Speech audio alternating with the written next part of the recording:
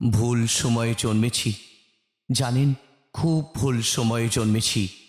বুক শেলফে সাজানো বইগুলো দেখলে খুব কষ্ট হয় সারা জীবন ধরে সঞ্চয় করা স্কুল কলেজের সার্টিফিকেটগুলো দেখলে। বড়দের দেখে কি শিখবে ছোটরা? পড়াশোনার পাঠ শিখেই তুলে পাড়ার মাচায় ভিড় জমাবে। ছেলে মেয়ে অশিক্ষিত থাকলে অনেক সুবিধা।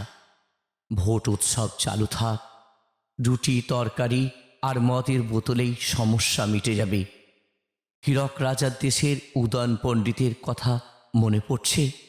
সত্যজিৎবাবু অনেক আগেই জানিয়েছিলেন, আমরা বুঝতে পারিনি। বিশ্ব সংসারে আমরা বাঙালি বলে পরিচয় দিই, আমরা নাকি ভাত ডাল মাছেই সন্তুষ্ট। তাহলে কিসের এত লোভ? আর কত চাই? সোনা কাঠের চিতা ধরাবে বুঝি? নাকি গ্রাহে মূর্খতার রাজ্য গড়ে তুলতে অনেক বাজেট? একটা সময় পর্যন্ত শিক্ষকরা ছিল মানুষ গড়ার কারিগর। ডাক্তার, ইঞ্জিনিয়ার, আমলা, জীবনে সে যত বড়ই হোক, শিক্ষকের কাছে আজীবন নত। অনেকটা চোকার বানিয়ে দিল ওদের।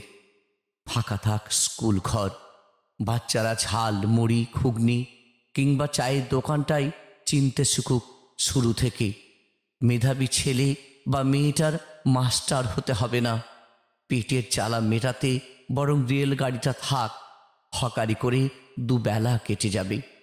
পথে বেরোতে পারবে তো ওরা, জানে, তবু খায়ে নুন ছিটে দিতে ডেকে বলবে, শুনলাম তোর নাকি চাকরি চলে গেছে।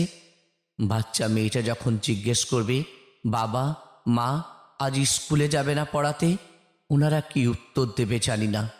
হাতে বিষের শিশি কিংবা গলায় দড়ি দিয়ে হয়তো সে পালিয়ে যেতে পারবে, কিন্তু তারপর নির্ভর করা মানুষগুলোর কি হবে?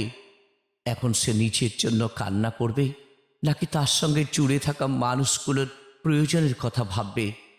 শোনো, ওদের মাথা ব্যথা নেই, কাদা ছোঁড়াছুড়িতে ব্যস্ত ওরা। বুকে কিন্তু তোমার ব্যথা। জানি সান্ত্বনা দেওয়াটাও বোকামি, তবে সব কিছু অতিক্রম করে বাঁচতে শিখতে হবে। আপনাদের সাথে যেটা হয়েছে জানি সেটা অন্যায়, তাও বলবো জীবন একটা সংগ্রাম, এবং সংগ্রাম করেই বাঁচতে হবে।